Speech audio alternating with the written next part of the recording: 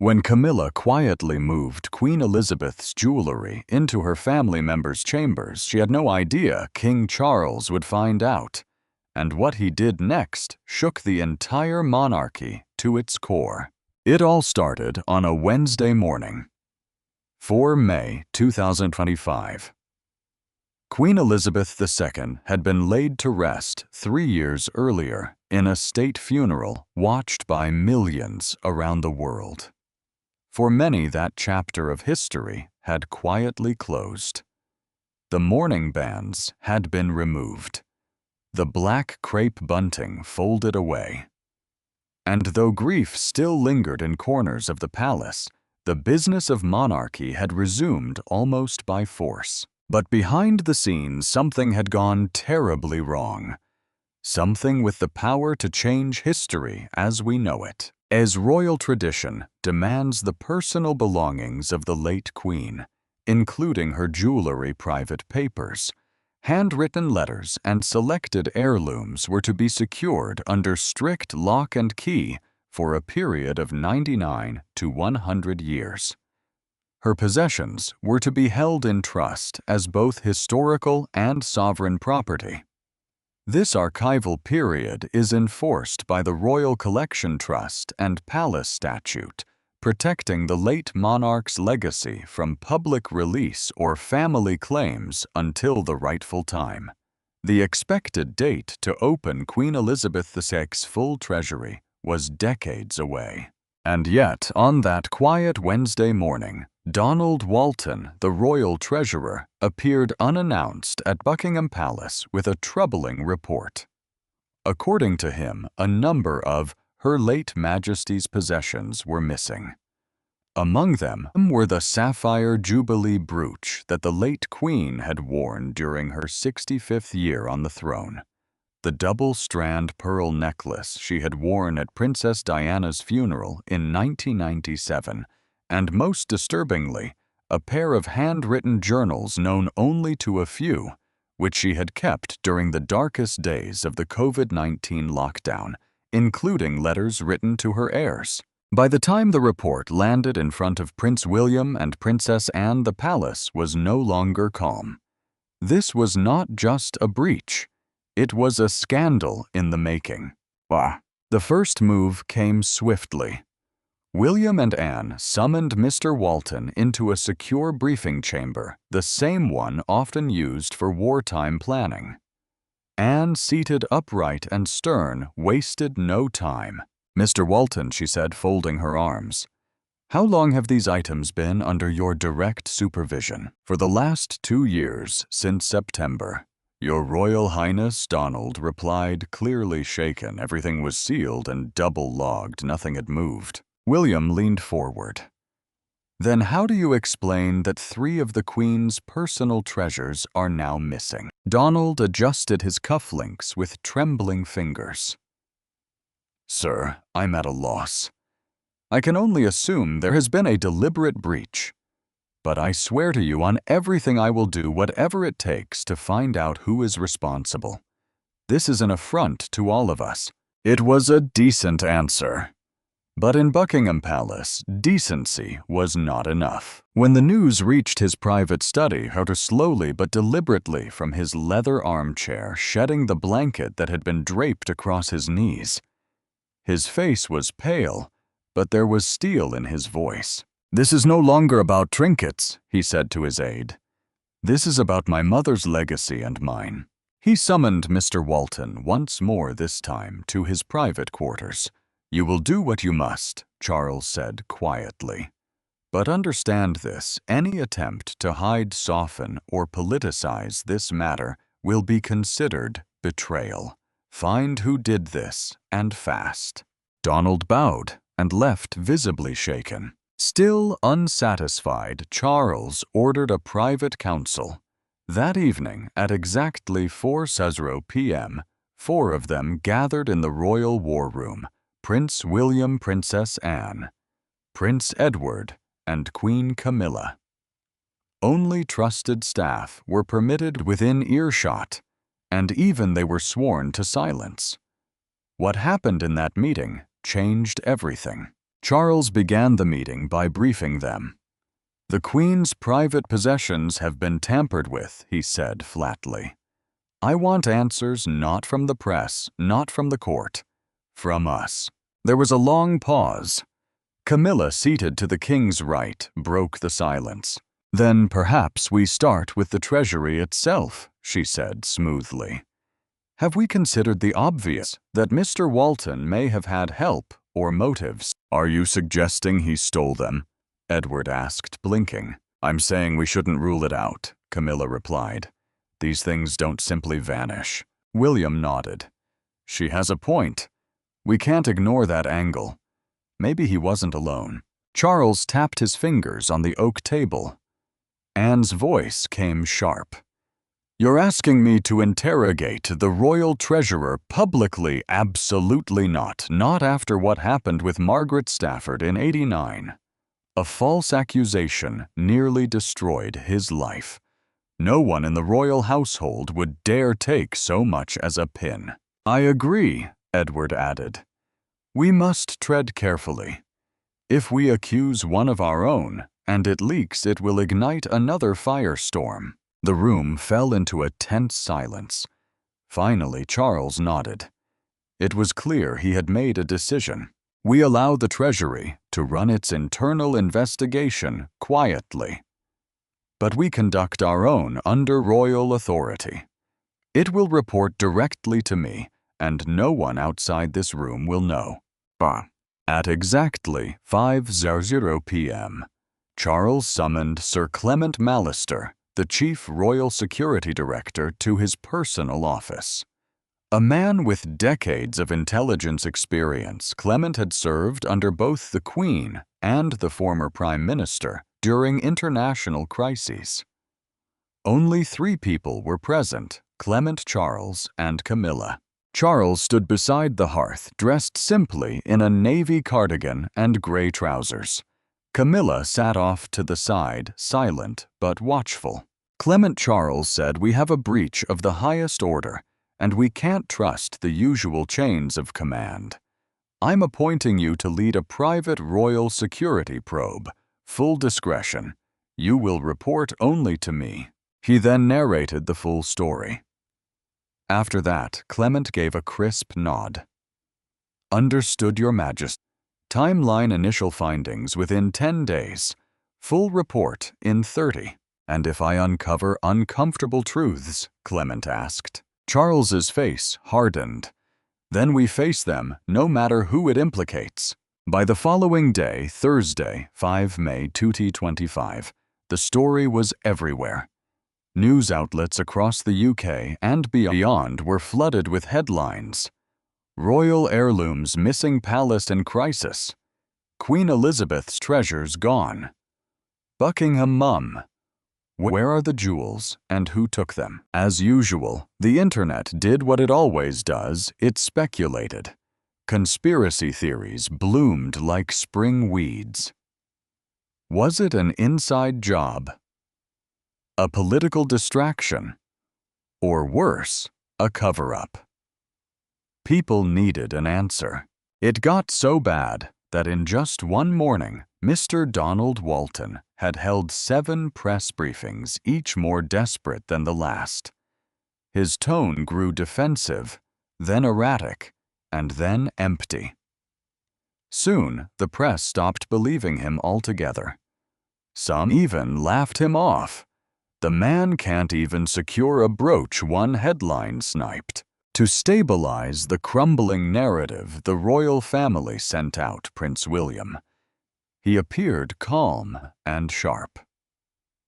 He stood before cameras outside Clarence House and offered a statement. "The matter is under full investigation by internal and external royal authorities. The individual responsible will be identified and apprehended. The legacy of Her Majesty will be protected at all costs." He bowed. He left. No questions taken. But that was not what the public wanted. They did not want dignity. They wanted names. Behind palace walls, the pressure continued to grow. The 10-day timeline King Charles had set for preliminary findings was ticking down fast. 3 days had passed. Just 7 remained, and still no answers. Donald had gone through every page of the Treasury's entry logs and inventory. Nothing irregular, nothing missing from the paperwork. Everything on paper looked perfect, except that it wasn't. Sir Clement Mallister, now carrying the weight of a crown on his shoulders, had interrogated every officer on the Royal Treasury floor, including Donald Guard's clerks and assistants. Everyone. But nothing stuck. Nothing moved. No fingerprints. No breach alarm. No malfunction. The palace was airtight. And yet the jewels were gone. It had been exactly 7 days since the investigation began. That evening, as the palace emptied for the night, Sir Clement remained behind in his glass-walled office at the back of the East Wing. The sun was bleeding out through the windows. The light was low. He stared at the case files again and again. Everything led to nothing. Just as he was about to close up, he buzzed his team of 7. "Everyone meet me in the archive hall in 20 minutes," Clement said into the comms. "We're not going home until we have a damn lead." They gathered in a windowless basement under Buckingham Palace, a long concrete room lined with steel cabinets and security monitors. They went over every entry sheet, every duty log, and every shift report again. Nothing until 2:03 a.m. when it happened. A rookie, by the name of Donna, was sitting cross-legged on the floor, her laptop balanced on her knees, whispering half to herself, "Wait, this doesn't line up." She leaned in, then stood. Then she ran. "Clement," she called, "you're going to want to see this." Everyone gathered as she pointed to a scanned log sheet. "Look at this guard's log entry. 27 April 2025. He clocked in at 3:49 a.m., but his shift wasn't supposed to begin until 6:00 a.m. And there's no closing log, no follow-up, no remark, nothing." Name Clement asked, suddenly wide awake. "R. Halton. Robert Halton. Has he been questioned? I was part of the first batch." Another team member said, flipping through records, but he said nothing unusual. Passed his security check. No flags. "Then we missed something," Clement muttered. "Wake everyone up." By 8:00 a.m. on Friday, 12. May, Clement had already called Donald. "I need the full profile and contact file for Robert Halton." Halton, Donald repeated. "Of course. Just give me a moment." 2 minutes later, Donald's voice returned over the line, calm but curious. "Yes, I've got him. Robert Halton, 10 years in service. Clean record." "Why?" "He's being summoned for questioning this morning." "Understood. Should I notify him?" "No," Clement said. "I will." Later that morning, Halton was brought in under quiet orders. The room was bare. A single chair. One recorder. Clement and Donna sat across from him. Robert Clement began. "We've reviewed your entry logs. Tell us what happened on the morning of 27 April. You reported for duty nearly 2 hours early." Halton blinked. His eyes darted. He shifted in his seat. I was just early. I got in, walked the halls, did my rounds." "Did you file a report?" "I forgot. I was tired, I guess." "You're saying you forgot protocol after 10 years of service." Halton looked cornered. "We can suspend you," Donna added. "Strip your badge, and even have you flagged on national security lists." Those words broke every form of resistance. Okay, he said, voice cracking. "Listen, I didn't know what I was doing was wrong. I was told it was from the Crown. I swear on my wife's treatment. I would never have done it otherwise."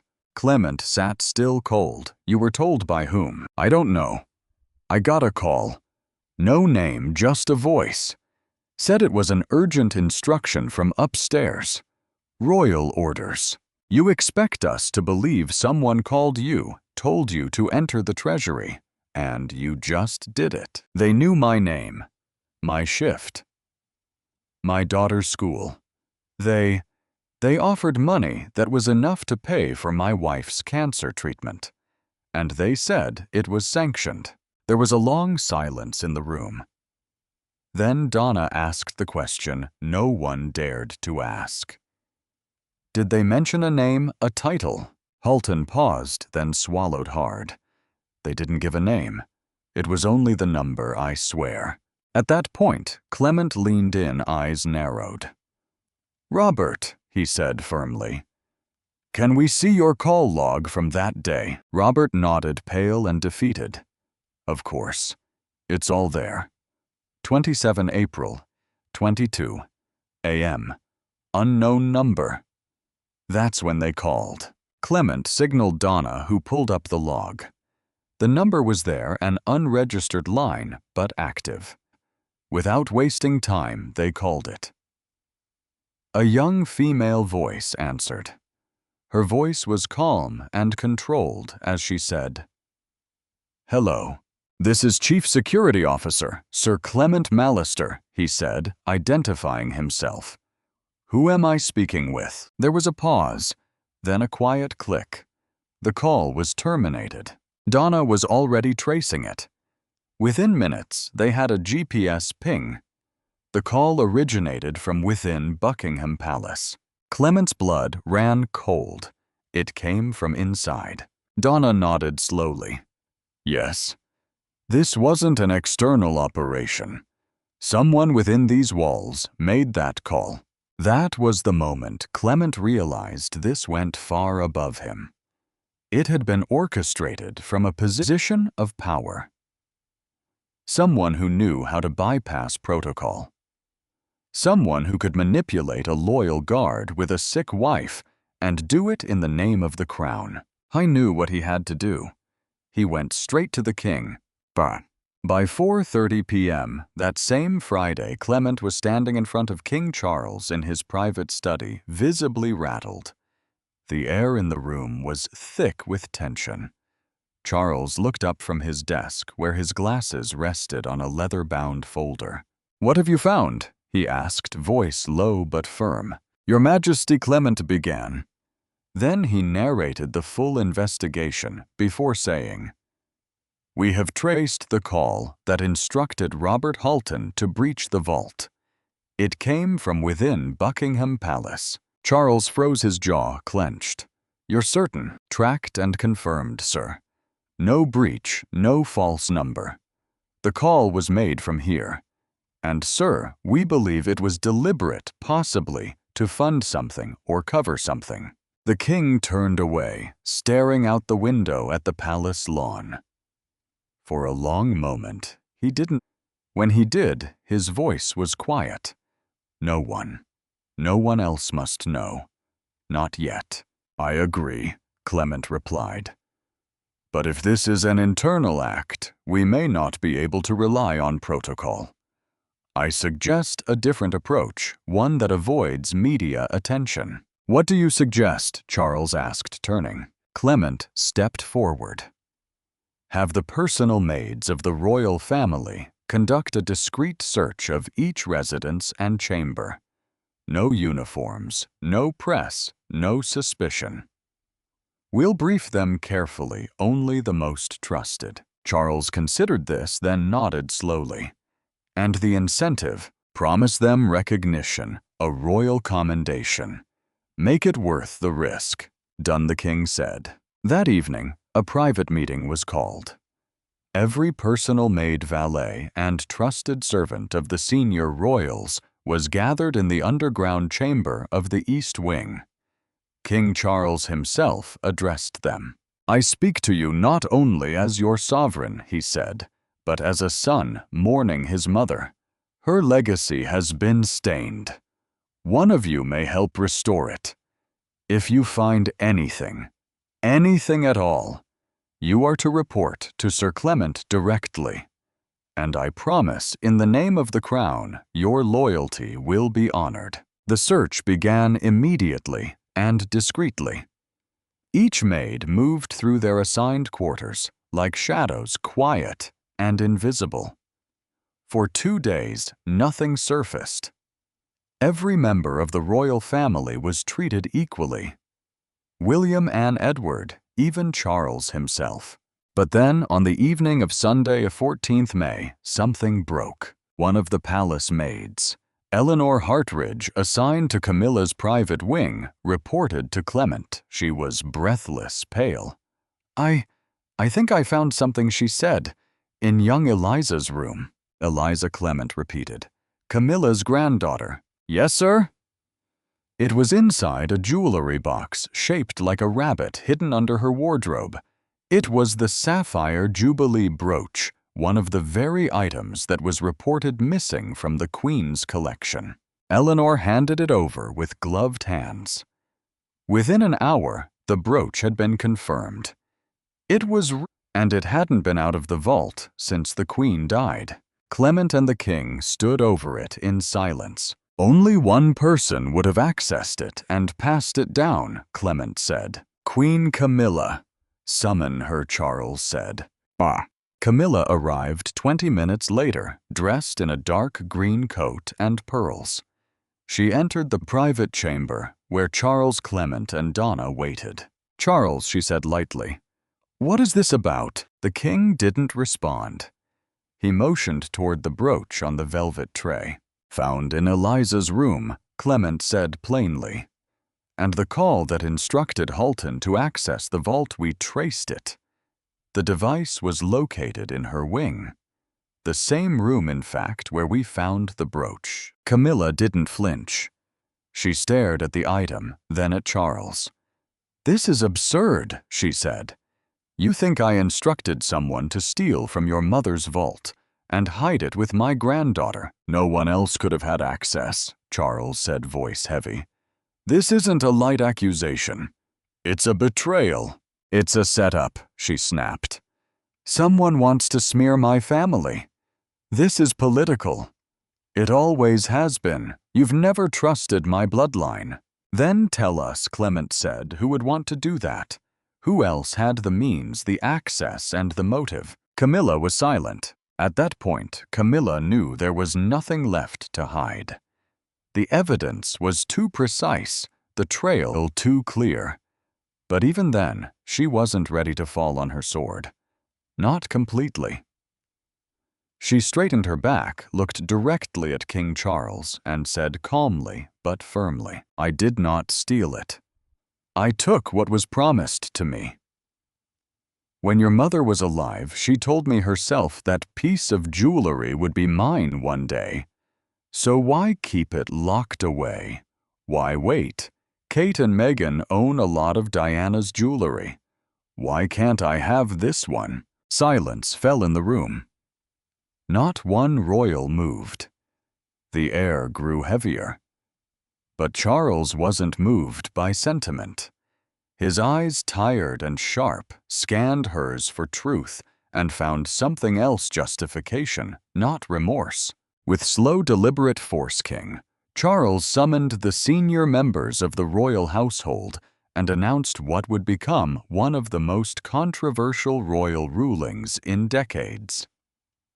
Before them all, he stripped Camilla of her ceremonial duties, her titles, and any future claims on royal property for herself or her family. This monarchy, he said, was built on service and trust. If we lose that, we lose everything. That evening, the news broke. Television screens across the United Kingdom lit up with headlines: "Queen Camilla stripped of royal rights amid missing jewelry scandal. Palace confirms King Charles makes unprecedented move against his consort." Social media exploded. Some were shocked, others relieved. Many debated whether she truly stole it or if the Queen had indeed made a private promise. But the overwhelming response was clear justice had been served. That night, just before 9:00 p.m., King Charles released a pre-recorded video message to the nation. He appeared visibly exhausted, but composed, seated behind his desk with the royal crest behind him. "My fellow Britons," he began, "concerning the matter of the missing royal jewelry. It is true that it was found in the possession of a member of my household. That individual has now faced the required consequences under our royal code. This is not a moment of celebration, but of duty fulfilled." He further commended all those in charge of the investigations, and that was all he said. Although it was one of the hardest messages he had ever delivered, and perhaps the most painful decision he had ever made, it was also the most important. Because sometimes setting an example, a legacy of accountability, matters more than preserving love. And above all, the crown must always come first.